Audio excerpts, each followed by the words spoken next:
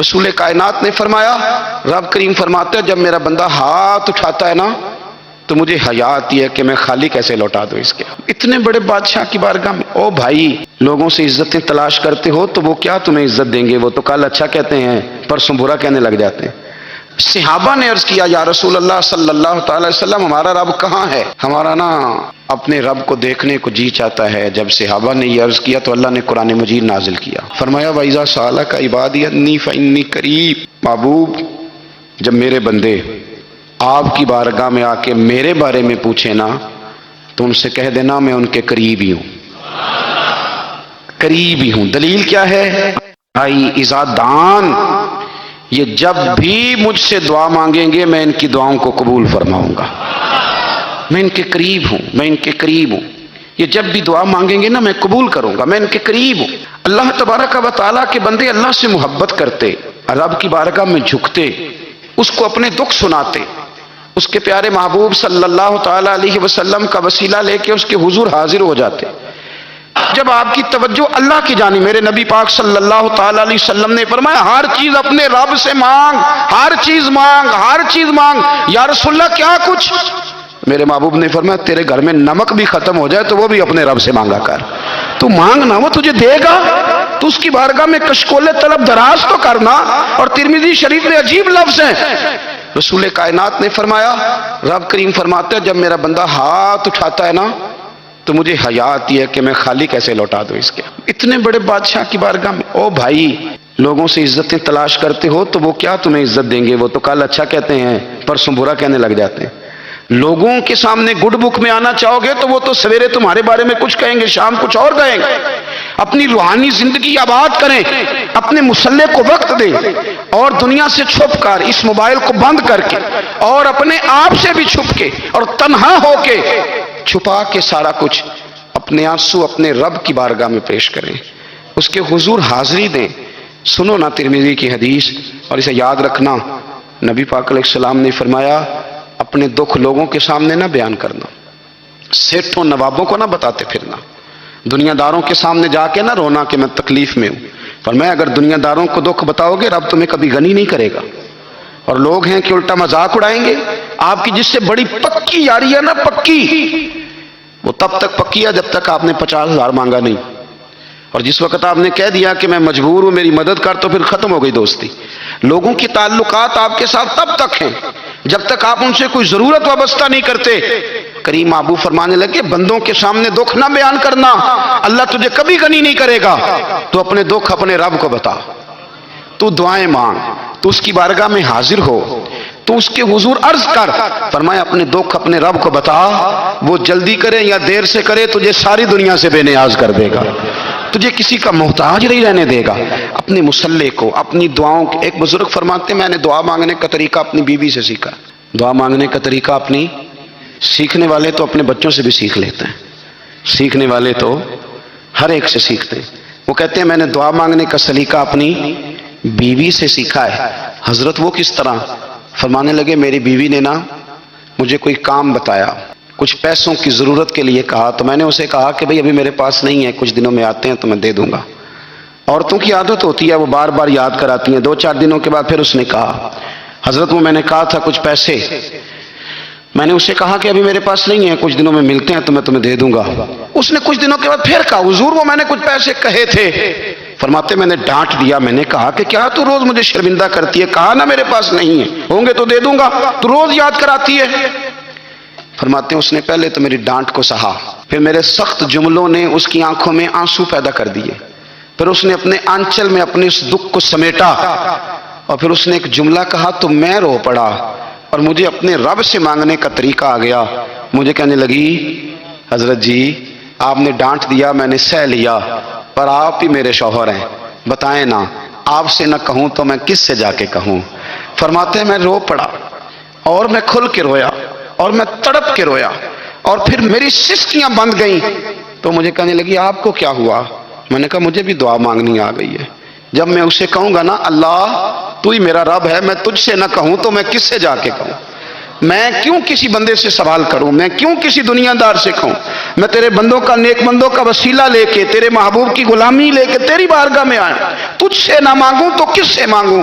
سمجھ آ گئی ہے جب میں اس رنگ میں مانگوں گا تو پھر رب میرے اوپر بڑا ہی فضل فرمائے گا، وہ میرے اوپر بڑی رحمت کرے گا، وہ میرے لیے آسانیاں کرے گا۔ عزیز دوستو، ہم اس طرح کرنے لگ گئے ہیں کہ ہم نے نا اپنے تعلقات پر اعتماد کرنا شروع کر دیا ہے۔ میرے تعلقات بہت ہیں، ہم نے اپنی دولت پر اعتماد کرنا شروع کر دیا ہے، میرے پاس دولت بہت ہے، ہم نے اپنے علم پر، اپنی شہرت پر اعتماد کرنا شروع کر دیا ہے کہ میرے پاس فلاں چیز بہت ہے۔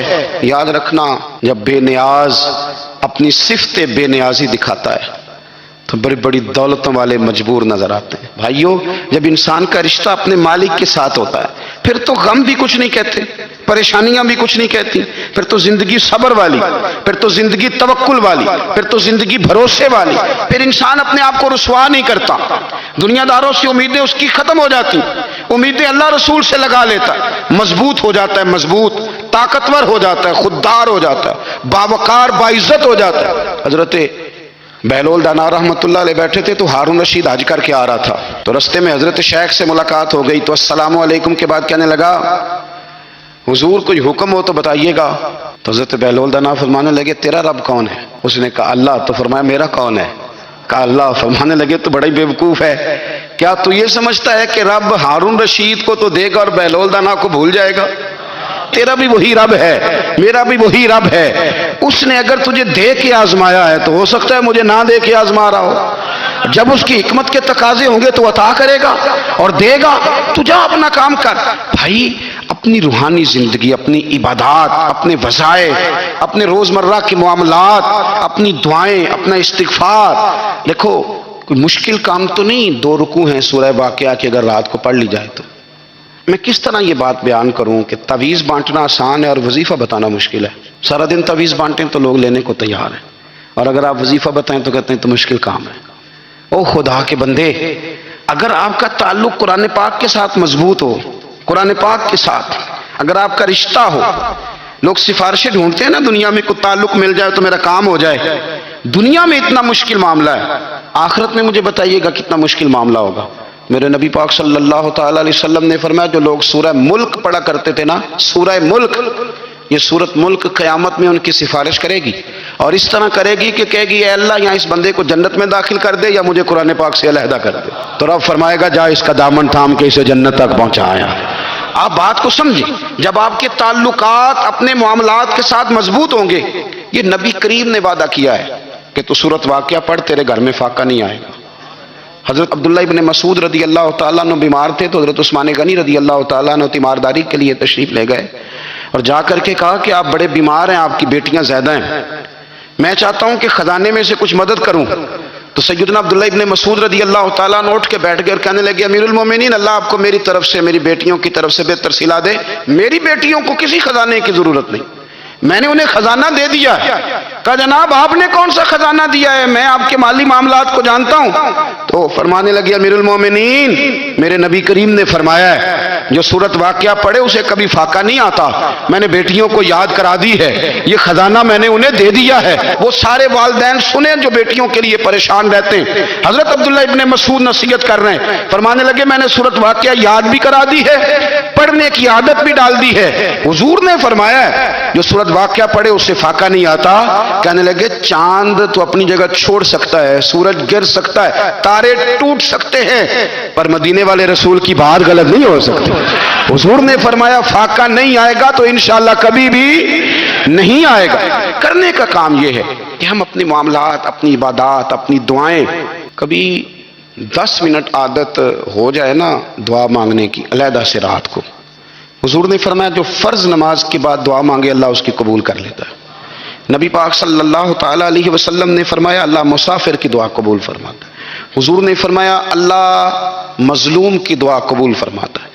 حضور نے فرمایا بیمار سے دعا کراؤ اللہ اس کی دعا قبول فرماتا ہے۔ میرے نبی پاک نے فرمایا ماں باپ جب بھی اولاد کے لیے ہاتھ اٹھائیں، ویسے تو بلے شاہ تو آسمانی اڈدیاں ہی پھڑ دیں، جڑا گھر بیٹھا انہوں بڑھیا ہی نہیں۔ حضور فرمانے لگے ماں باپ جب بھی اولاد کے لیے دعا فرمائیں اللہ ان کی دعا کو قبول کرتا ہے۔ آپ اپنا تعلق بنائیں، دعا کے ساتھ، عبادت کے ساتھ، مصلی کے ساتھ رشتہ بنائیں، استغفار پڑھیں۔ صلاح الدین ایوبی صلیبی جنگوں میں تھے، رات کو مسجد اقصیٰ میں نماز پڑھی تو پریشان تھے۔ ایک بزرگ سے ملاقات ہوئی تو وہ کہنے لگے کہ آپ بڑے پریشان ہیں۔ کہنے لگے حضور پریشان اس لیے ہوں کہ پہلے ہی مسلمان کمزور ہے، اب میں نے سنا ہے دشمن کا ایک بحری بیڑا وہ جنگی سامان سے بھرا ہوا آ رہا ہے، تو اب ان کے پاس اور تلواریں اور نیزے آ جائیں گے، مسلمانوں کے پاس پہلے ہی وسائل کی کمی ہے، پریشان ہوں کس طرح کر کے مقابلہ کریں گے۔ یہ بات کہتے ہی صلاح الدین ایوبی نے بزرگوں سے کہا حضور آپ بھی دعا کرنا، دعا کی بڑی طاقت ہے۔ میرے نبی پاک نے فرمایا دعا مومن کا ہتھیار ہے، دعا مومن کا حضور نے فرمایا تقدیر کو سوائے دعا کے کوئی چیز نہیں بدل سکتی۔ دعا مومن کا ہتھیار ہے، یہ کافر کے پاس کوئی نہیں، یہ ہتھیار ہے مومن کا۔ اللہ کرے آپ کو سمجھ آئے، پھر سنیں کئی بار کہہ چکا ہوں یہ ہتھیار ہے۔ کافر کے مقابلے میں جو تیرے پاس سب سے بڑا ہتھیار ہے وہ دعا ہے۔ دعائیں کرانی چھوڑ دی، کرنی چھوڑ دی، لینی چھوڑ دی۔ حضرت سیدنا انس بن مالک رضی اللہ تعالیٰ عنہ فرمایا کرتے تھے میں نے وہ رنگ دیکھا ہے جب حضور دعا مانگتے تھے اور حضور کی مقدس آنکھوں میں آنسو بھی ساتھ ہی بہا کرتے تھے، میں نے وہ انداز دیکھا ہے۔ تو صلاح الدین ایوبی بزرگ سے کہنے لگے آپ بھی دعا کیجیے، اور خود رونے لگے اور سر سجدے میں رکھ کے رونے لگے، اور عشاء سے لے کر فجر تک روئے، خوب روئے۔ صبح وہ بزرگ آئے تو صلاح الدین ایوبی کا خوبصورت اور ہنستا ہوا چہرہ دیکھا، کہنے لگے آپ بڑے خوش ہیں، رات تو میں نے بڑے روتے ہوئے دیکھا تھا۔ تو کہنے لگے حضور وہ جو بحری بیڑا آ رہا تھا نا وہ پانی میں ڈوب گیا ہے، اب وہ نہیں آ رہا، ابھی خبر آئی ہے تو میں بڑا خوش ہوں۔ بزرگ کہنے لگے اٹھ سینے سے لگ، اور سن ایک بات، وہ بحری بیڑا پانی میں نہیں ڈوبا، وہ تیرے آنسوؤں میں ڈوب گیا ہے۔ وہ جو تو رات رویا ہے نا رب کریم کی بارگاہ میں تو وہ ڈوب گیا ہے۔ بھائی اپنا مصلی کا، عبادت کا، وظائف کا، اللہ اللہ کا سلسلہ اس کو مضبوط کرے، اپنی دعاؤں کے تعلق کو مضبوط کرے۔ دعائیں بڑے انقلاب برپا کر دیتی ہیں۔ ہم تھوڑے تھوڑے نا جب سے خشک ہوئے ہیں نا، خشک، اور میری تو جماعت ہی صوفیاء کی جماعت تھی، ہم تو داتا علی اجمیری کی جماعت سے، ہم تو خواجہ اجمیری کی جماعت سے، ہم تو شیخ احمد فاروق سرہندی کی جماعت سے، ہم تو صوفیاء کی جماعت۔ ہماری جماعت نے بھی وہ تعلق جو ہمارے بزرگوں نے بنایا، بزرگ اللہ کے قریب کیسے جاتا ہے؟ تو ہمارے یہاں نا بہت سارے لوگ کہتے ہیں جی نظر ہو گئی تو کام ہو گیا۔ بھائی جو بخاری مسلم میں طریقہ ہے نا اللہ کا قرب پانے کا وہ تو نفل ہے۔ نبی کریم علیہ السلام نے فرمایا بندہ نفلوں کے ذریعے رب کے قریب جاتا ہے، اور اتنا قریب جاتا ہے کہ پھر اللہ اس کی زبان بن جاتا ہے، اللہ اس کی آنکھیں بن جاتا ہے، کان بن جاتا ہے، ہاتھ اور پیر بن جاتا ہے۔ تو یہ تو عبادت ہے، یہ تو اللہ کی بارگاہ کی حاضری ہے جو آپ کو اللہ کے قریب کرے گی۔ تو اپنے نماز کو اہمیت دے کے ادا کریں، نمازیں موبائل بند کر کے ادا کریں۔ لیکن نا کچھ لوگ کہتے ہیں مجھے ٹائم نہیں ملتا نماز کا، تو میں کہتا ہوں یہ آپ نے بڑی جرت کی بات کی ہے۔ مجھے کو میرا پیر بھائی کہہ دینا میرے پاس ٹائم نہیں ہے آپ کو ملنے کا، تو میں کہتا ہوں آج کے بعد آنا ہی نہ۔ تو کیا سمجھتا ہے تو بہت بڑا آدمی ہے، تیرے پاس ٹائم نہیں ہے اور ہمیں ملنے کا ٹائم، موج کر۔ تو آپ نے اللہ رسول کو کہہ دیا ٹائم نہیں، عجیب فلسفہ ہے نا۔ کہا جائے نماز پڑھنے آؤ تو کہتے ہیں کپڑے ٹھیک نہیں، اور کہا جائے کہ آؤ ذرا دعوت پہ چلیں تو کہتے ہیں ایک منٹ ٹھہر میں کپڑے بدل کے آیا۔ نماز کے لیے کہا تو کہتے ٹھیک نہیں، دعوت کے لیے کہا تو کہتے میں ذرا تیاری کر لوں، یوں جانا مناسب نہیں۔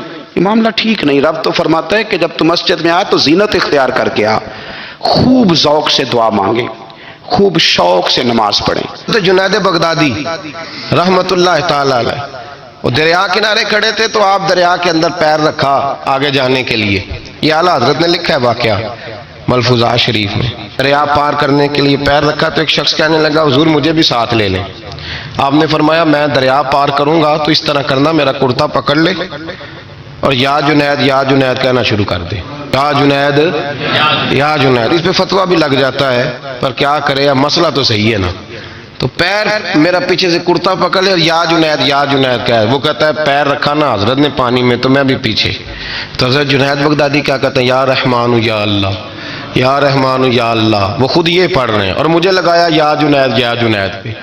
کہتے ہیں دریا میں وہ بھی چلنے لگے تو میں بھی، یوں لگا جیسے پکے فرش پہ چل رہے ہیں۔ کہتے ہیں تھوڑا سا گزرا تو میں نے کہا بابا خود یا رحمان یا اللہ کہہ رہا ہے اور مجھے یا جنید پہ لگایا ہوا ہے، تو چلو میں بھی یا رحمان یا اللہ پڑھتا ہوں۔ کہتے ہیں میں نے یا رحمان یا اللہ کہا تو میں ڈوبنے لگ گیا، دریا میں ڈوبنے لگا۔ تو حضرت فرمانے لگے تجھے کہا نا یا جنید کہہ، کہتے پھر یا جنید کا تو پھر اوپر آ گیا۔ تھوڑا اور جا کے اب شیطان باز تو آتا نہیں، الذی یوسوس فی صدور الناس، یہ جاتا تو دل تک ہے نا، باز تو آتا نہیں، دن میں 36 دفعہ تو مشورہ دیتا ہے کہ سیدھی سیدھی نماز پڑھو، یہ کس چکر میں لگ گئے، روز تو تقریر کرتا ہے۔ کہ تو پھر دل میں وسوسہ آیا، تو پھر میں نے جا کے کہا کہ یہ مجھے خود یا رحمان یا اللہ اور میں یا جنید، پھر میں نے کہا یا رحمان یا اللہ، تو پھر ڈوبنے لگا۔ کہتے ہیں بابے نے پکڑ کے نکالا، کہا چپ کر کے یا جنید کہہ اگر پار جانا ہے تو، یا جنید کہہ۔ کہتے کنارہ آ گیا تو میرے دل میں خود خودی تھی، وسوسہ تھا کہ بابا تو یا رحمان یا اللہ کہے تو ترے، میں کہوں تو ڈوبے، میرے دل میں وسوسہ تھا۔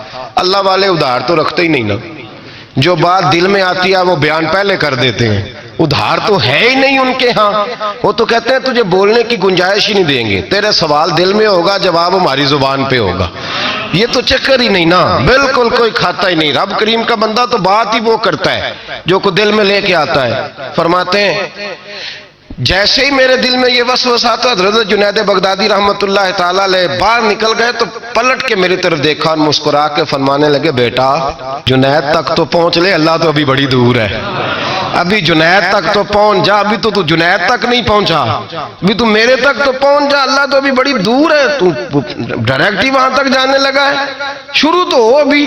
تو یہاں لوگ سیدھا ہی آ کے کہتے ہیں زیارت کرنی ہے۔ مجھے ایک صاحب کہنے لگے جی میں نے ایک پیر صاحب کے بارے میں سنا ہے ان کی بیعت ہوتے ہی بندے کو نبی پاک کا دیدار ہو جاتا ہے۔ میں نے کہا ٹھہر جا ذرا، اس کو بھی کہہ بریک پہ پیر رکھے، بیعت کرتے ہی دیدار ہو جاتا ہے، یہ کچھ لوٹ سیل ہے، زندگی گزر جاتی ہے انسان کی، مر جاتا ہے، اور جس کو حضور کا دیدار ہو پھر بچ جائے، پھر قائم رہے، پھر اس کی زندگی نہ بدلے، پھر اس کا دنیا سے کوئی تعلق رہ جائے۔ یہ پوچھ ابو بکر صدیق سے جنہیں دیدار ہوا تھا، جب دیدار ہوا تو یار رہا ہے، باقی کوئی شے بھی نہیں رہی، پھر محبوب رہے اور کچھ بھی نہیں بچتا۔ تو وہ کس طرح کا ہے جو دیدار بھی کراتا ہے اور پھر کہتا جاؤ دکان بھی کھول لو جا کے، یہ کیسی بات ہے؟ وہ ایک منزل ہے، وہ اپنی جگہ پہ آ کے آتی ہے، اور یہی بہتر ہے کہ پردوں میں وہ پردہ پوش رہے، وہ اگر پردے اٹھا دے تو کسے ہوش رہے، پھر مشکل ہو جاتا ہے معاملہ، مشکل ہو جاتا ہے۔ تو بھائی یاد رکھیں، قربانی دینا سیکھیں، اثار کرنا سیکھیں اور صفر سے شروع کریں۔ زندگی میں ہم لینے کے چکر میں پڑ جاتے ہیں تو نقصان اٹھاتے ہیں۔ کل کے گھوڑے کم دوڑائیں، محبت کے ساتھ عمل زیادہ کریں، دماغ کا استعمال کم کریں اور عمل زیادہ کریں، زیادہ عمل کریں، ورنہ شیطان تو نماز بھی نہیں پڑھنے دے گا، کہے گا کہ جناب چلو ٹھیک ہے اللہ نے معاف ہی کر دینا ہے نا، وہ تو کچھ بھی نہیں کرنے دے گا۔ دماغ کا استعمال کم کریں اور عمل زیادہ کریں، جد و جہد زیادہ کریں، اظہار کریں، قربانی کریں، اپنی زندگی میں کریں، کسی کے لیے کچھ اظہار کریں، کسی کو کچھ دیں۔ یہ جو ہم اولاد کے لیے قربانی دیتے ہیں نا، تو یہ قربانی نہیں ہوتی، یہ لالچ ہوتا ہے، یہ سودا ہے، پتہ ہے آپ کو، یہ سودا ہے۔ ہم بچپن میں ان کی خدمت کریں گے، یہ بڑھاپے میں ہماری خدمت کریں گے، تو یہ تو تجارت ہے، کوئی اصول نہیں۔ میرے بچے بڑے ہو گئے تو مجھے خیر صلی اللہ، تجارت ہے بھائی، تجارت ہے، یہ قربانی نہیں، تو تجارت ہے۔ یہ آپ جو کر رہے ہیں یہ تو کمیٹی ڈال رہے ہیں آپ، کیونکہ نیت یہ ہوتی ہے خدمت کی، تو پھر نصیب والوں کو خدمت ملتی ہے، قسمت والوں کو ملتی ہے، ورنہ بچے کہتے ہیں ابا جی ٹھیک ہے آپ نے ہماری خدمت کی تو سارے کرتے ہیں، آپ نے کو نوکی تھوڑی کی ہے، چھٹی، آپ وہاں بیٹھیں، چائے ملے گی وقت پہ پہنچے گی، لیکن آپ مداخلت نہ کریں کسی چیز کے اندر، تجارت نہ کریں، اظہار کریں، قربانی کریں۔ ہمارے صوفیاء یہ کہتے ہیں اولاد سے بھی توقع نہ کرو خدمت کی، نہ توقع کرو، بس یہ کہو کہ میرا رب مجھے بڑھاپے، دیکھیں نا نبی پاک صلی اللہ علیہ وسلم نے دعا مانگی، اے اللہ ارذل العمر ہونے سے بچا، عمر کے اس حصے سے بچا جس میں دوسروں پر انسان بوجھ بن جاتا ہے، دعا مانگی۔ تو یہ لالچ بھی نہ کبھی زندگی میں رکھیں کہ میری فلاں آدمی خدمت کرے گا، یہ لالچ بھی برا ہے، اس پر بھی توجہ نہ کریں۔ اپنی دنیا آپ پیدا کر اگر زندوں میں ہے، سر آدم ہے، ضمیر کن فکاں ہے زندگی، یاد رکھیں۔ ہوش آنے سے لے کر اپنا یہ ذہن بنا لیں کہ میں آج سے اپنے آپ کو خود چلاؤں گا، میں سایہ دوں گا، بھکاری مان کے کبھی کسی سے سہارا مانگوں گا نہیں، سہارا دیں، کسی کے لیے قربانی دیں، اظہار کریں، جد و جہد کریں۔ جو چیز آپ کے بس میں ہے وہ تو ہے، جو بس میں نہیں اس میں بھی کوشش کرنے کی آپ کوشش کریں، تگ و دو کریں، قربانی سے انسان سنور جاتا ہے، بن جاتا ہے۔ اللہ تبارک و تعالی ہمیں سنورنے اور بن جانے کی توفیق عطا فرمائے۔